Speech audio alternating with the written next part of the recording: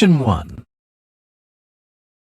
You will hear a telephone conversation between a woman who is looking for a job and a man from a company that organizes cycling holidays.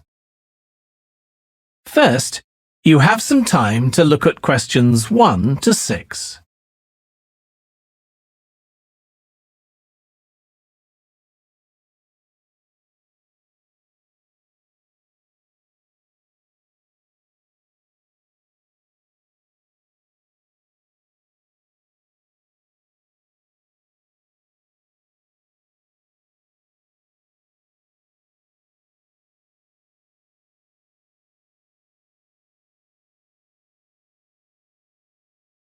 Now we shall begin.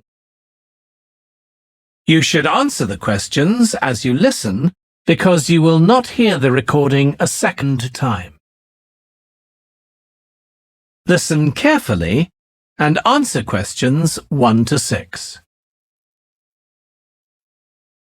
Hello, Pembroke Cycling Holidays. Bob speaking. Oh, hello. I've seen your advert for people to lead cycle trips. Are you the right person to speak to? Yes, I am. Could I have your name, please? It's Margaret Smith. Are you looking for a permanent job, Margaret? No, temporary. I've got a permanent job starting in a few months' time, and I want to do something else until then. What work do you do? This will probably sound crazy. I used to be a lawyer, and then I made a complete career change, and I'm going to be a doctor. I've just finished my training. Right. And have you had any experience of leading cycle trips? Yes, I've led several bike tours in Africa. The trip to India that I had arranged to lead next month has now been cancelled. So when I saw you were advertising for tour leaders, I decided to apply. OK. Now, we normally have 2 or 3 leaders on a trip, depending on the size of the group. Some tours are for very experienced cyclists, but we've got a tour coming up soon in Spain, which is proving so popular we need an additional leader. It's a cycling holiday for families. Would that suit you? It certainly would. I enjoy working with children, and I probably need some more experience before I go on a really challenging trip. That tour includes several teenagers. Have you worked with that age group before? Yes, I'm a volunteer worker in a youth club where I help people to improve their cycling skills. Before that, I helped out in a cycling club where I taught beginners. Well, that's great. Now, the trip I mentioned is just for a fortnight, but there might be the possibility of leading other tours after that. Would that fit in with your plans? That'd be fine. I'll be free for 5 months. My job is due to start on October the 2nd, and I'm available from May the 1st until late September. Good. Now, is there anything I need to know about the food you eat? We usually have 1 or 2 people in the group who don't eat meat, or have some sort of food allergy, so we're always very careful about that. Yes, I'm allergic to cheese. Would that be a problem? No. As long as we have enough notice, we can deal with that. That's great. Before you hear the rest of the conversation, you have some time to look at questions 7 to 10.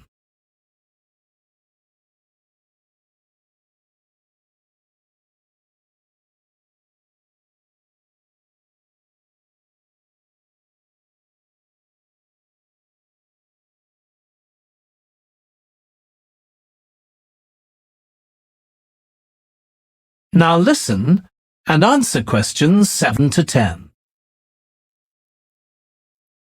It sounds really interesting. Would you like me to fill in an application form? Yes, please. Where should I post it to? Could you send it to 27 Arbuthnot Place, Arbuthnot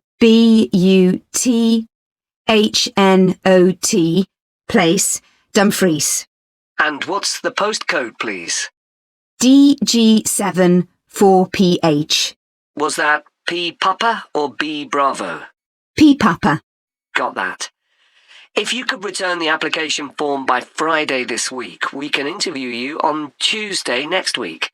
Say 2:30? Would that be possible for you? Yes, it's fine. You're quite a long way from where I live, so I'll drive over on Monday. Should I bring anything to the interview? We'll have your application form, of course, but we'll need to see any certificates you've got that are relevant in cycling, first aid, or whatever. OK. And at the interview, we'd like to find out about your experience of being a tour guide. So, could you prepare a 10-minute talk about that, please? You don't need slides or any complicated equipment, just some notes. Right. I'll start thinking about that straight away. Good. Well, we'll look forward to receiving your application form and we'll contact you to confirm the interview. Thanks very much. Thank you, Margaret. Goodbye. Bye. That is the end of section 1. You now have half a minute to check your answers.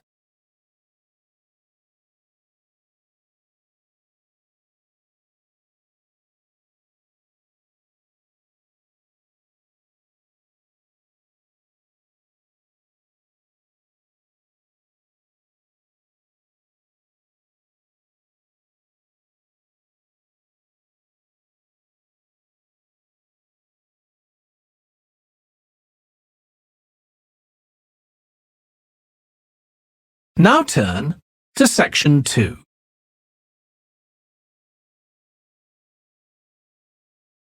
Section 2. You will hear a podcast about an area called the sheep market in a New Zealand city. First, you have some time to look at questions 11 to 14.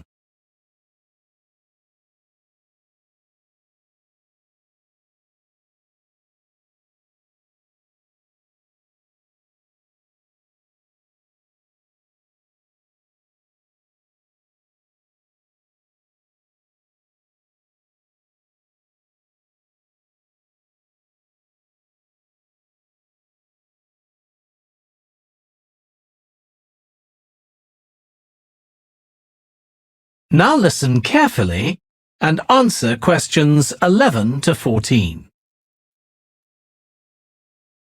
Welcome to this podcast about the sheep market, which is one of the oldest parts of the city.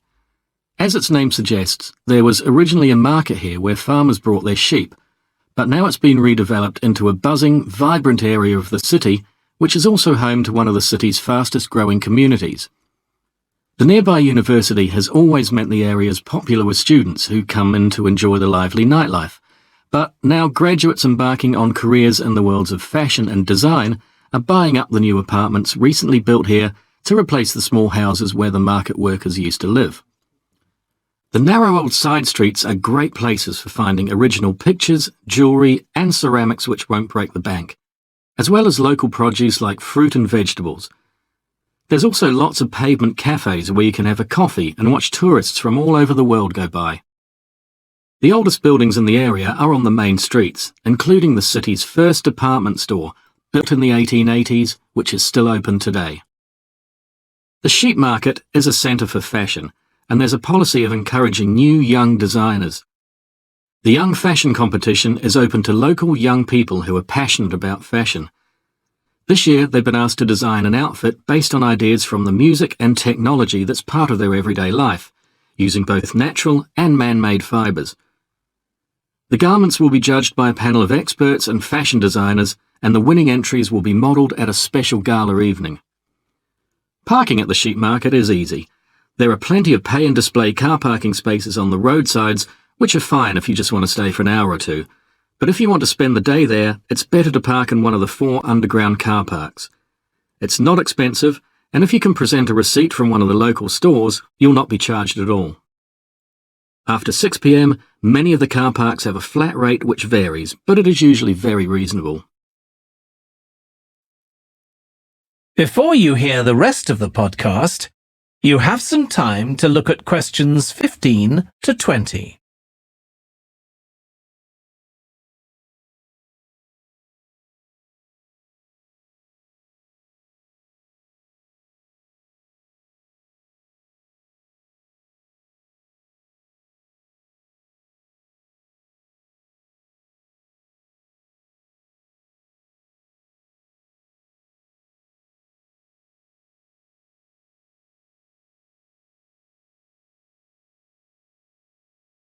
Now listen and answer questions 15 to 20.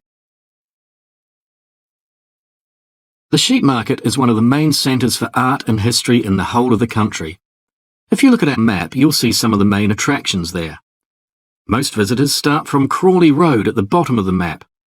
The Reynolds House is one of the oldest houses in the city and is open to the public. It's on the north side of Crawley Road, next to the footpath that leads to the public gardens. The area is particularly interesting for its unusual sculptures. The thumb is just what its name suggests, but it's about 10 metres high. You'll see it on Hill Road, across the road from the bank. The museum's got a particularly fine collection of New Zealand landscapes. It's on the east side of the sheep market, on City Road.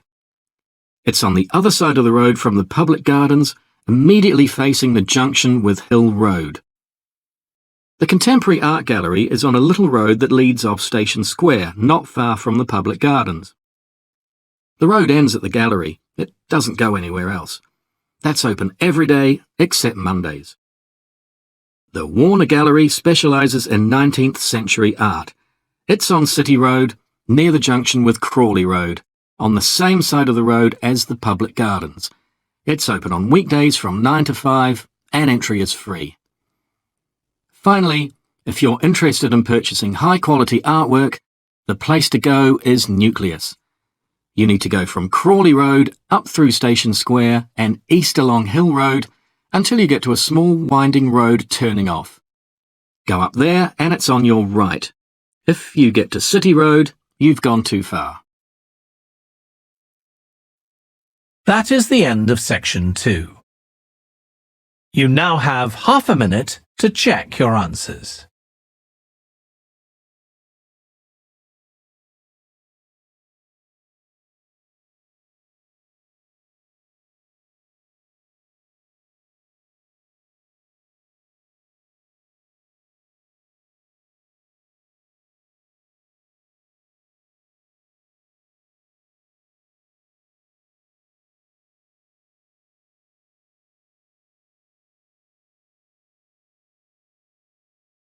Now turn to section 3.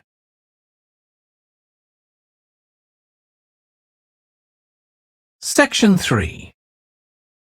You will hear two students, Katie and Joe, discussing a presentation in their film studies course. First, you have some time to look at questions 21 to 24.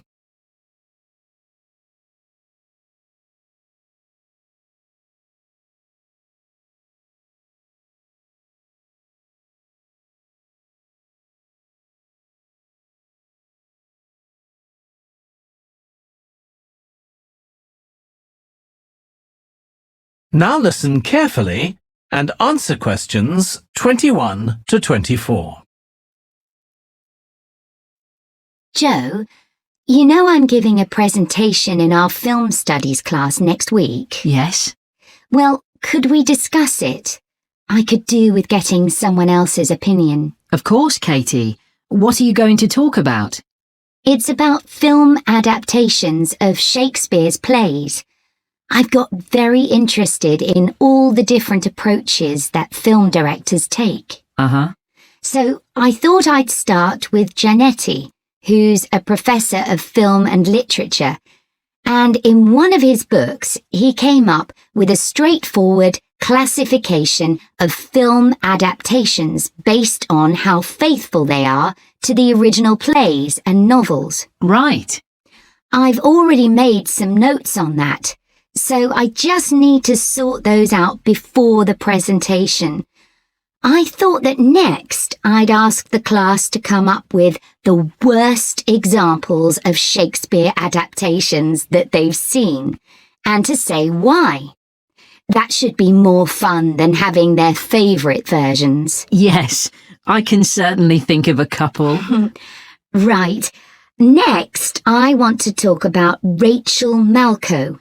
I came across something on the internet about her work on film adaptations, and I was thinking of showing some film clips to illustrate her ideas. Will you have enough time, though? both to prepare and during the presentation. After all, I doubt if you'll be able to find all the clips you want. Perhaps you're right. OK, well, I'd better do some slides instead, saying how various films relate to what she says. That should encourage discussion. Next, I want to say something about how plays may be chosen for adaptation because they're concerned with issues of the time when the film is made. You mean things like patriotism or the role of government? Exactly. It's quite tricky, but I've got a few ideas I'd like to discuss. Before you hear the rest of the discussion, you have some time to look at questions 25 to 30.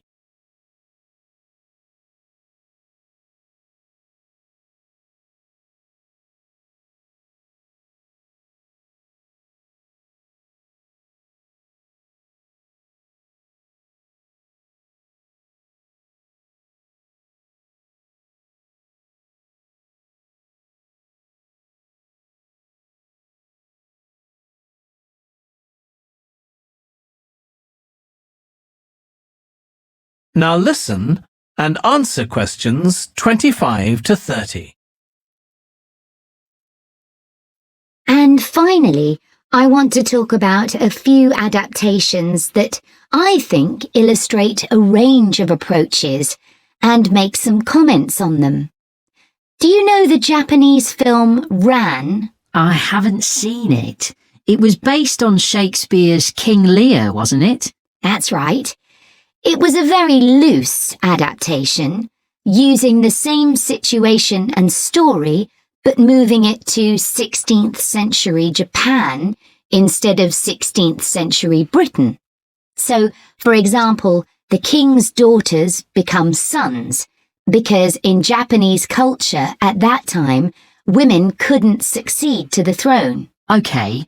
I hope you're going to talk about the 1993 film of Much Ado About Nothing. I think that's one of the best Shakespeare films. It really brings the play to life, doesn't it? Yes, I agree. And I think filming it in Italy, where the play is set, makes you see what life was like at the time of the play. Absolutely. Right. What's next? Next, I thought Romeo and Juliet, the 1996 film, which moves the action into the present day. Yes, it worked really well, I thought, changing the two feuding families in the original to two competing business empires, even though they're speaking in the English of the original play. You'd expect it would sound really bizarre, but I found I soon got used to it. Me too. Then I thought I'd include a real Hollywood film, one that's intended to appeal to a mass commercial audience. There must be quite a number of those. Yes, but I've picked the 1996 film of Hamlet. It included every line of the text, but it's more like a typical action hero movie. There are loads of special effects, but no unifying interpretation of the play. All show and no substance. Exactly. Then there's Prospero's books, based on The Tempest. That was really innovative from a stylistic point of view. Didn't it include dance and singing and animation as well as live actors? Yes, it did. I also want to mention Looking for Richard. Did you ever see it? No, but I've read about it. It was a blend of a documentary with a few scenes from Richard III, wasn't it? That's right. It's more a way of looking into how people nowadays connect with the playwright. The play is really just the starting point. And that'll be where I finish. Well, it sounds as though it'll be very interesting. That is the end of section 3. You now have half a minute to check your answers.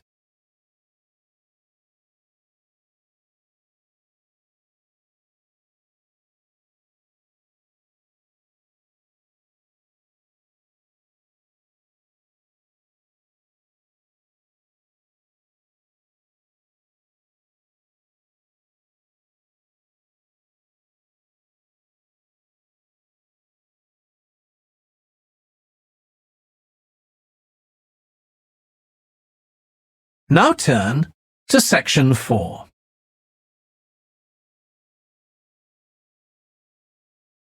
Section 4.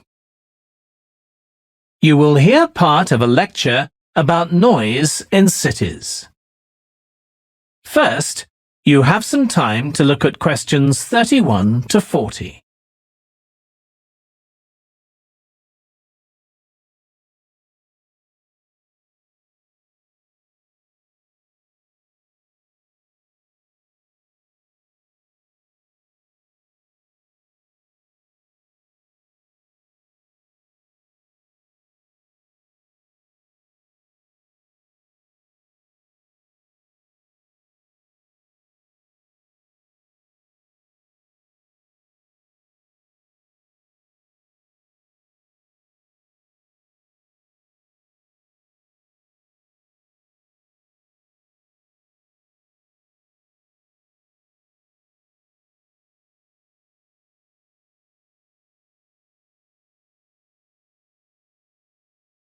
Now listen carefully and answer questions 31 to 40.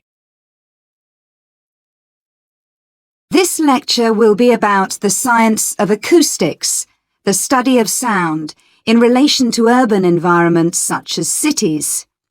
As an acoustic engineer myself, I think this is an area where we're likely to see great changes. In the past, researching urban soundscapes was simple. We measured levels of sound in decibels, so I used to take my sound meter and I measured the noise somewhere, and then I might ask a sample of people to say at what level the sound became annoying. With data like this, acoustic engineers have been able to build up what we call noise maps, maps of the sound environment. But actually, these aren't a lot of use. What they do show is that the highest noise levels are generally on roads. Well, that's not really very surprising. But there's quite a lot going on that these maps don't show, because they can't capture the complex way that sound varies over time. So they ignore important issues such as the noise someone might hear from the open windows or gardens of their neighbours. And this sort of noise can be quite significant in summer. We don't have any databases on this sort of information. As well as that, these records of sound levels take no account of the fact that people vary in their perceptions of noise. So someone like me with years of working in acoustics might be very different from you in that regard. But anyway, even though these noise maps are fairly crude, they've been useful in providing information and raising awareness that noise matters. We need to deal with it, and so it's a political matter. And that's important. We need rules and regulations because noise can cause all sorts of problems. Those of you who are city dwellers know that things go on 24 hours a day, so city dwellers often suffer from interrupted sleep. It's also known that noise can lead to a rise in levels of stress due to physical changes in the body affecting the composition of the blood. And there are other problems as well.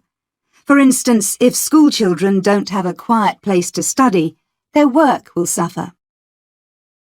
Now, one problem with decibel measurement is that it doesn't differentiate between different types of noise. Some types of sounds that most people would probably think of as nice and relaxing might well score quite highly in decibel levels.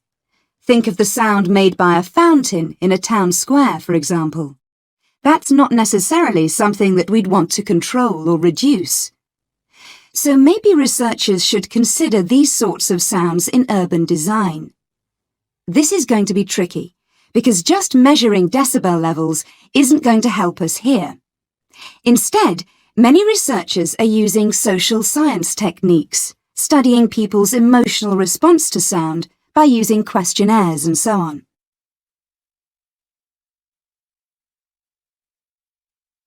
So what exactly do people want to hear in an urban environment? Some recent interdisciplinary research has come out with results that at first sight seem contradictory. A city needs to have a sense of activity, so it needs to be lively, with sounds like the clack of high heels on a pavement or the hiss of a coffee machine. But these mustn't be too intrusive, because at the same time, we need to be able to relax.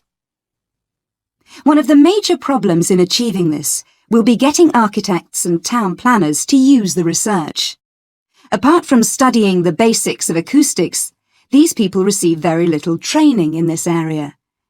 But in fact, they should be regarding sound as an opportunity to add to the experience of urban living, whereas at present, they tend to see it as something to be avoided or reduced as far as possible, or something that's just a job for engineers, like the street drainage system. What's needed is for noise in cities to be regarded as an aesthetic quality, as something that has the qualities of an art form.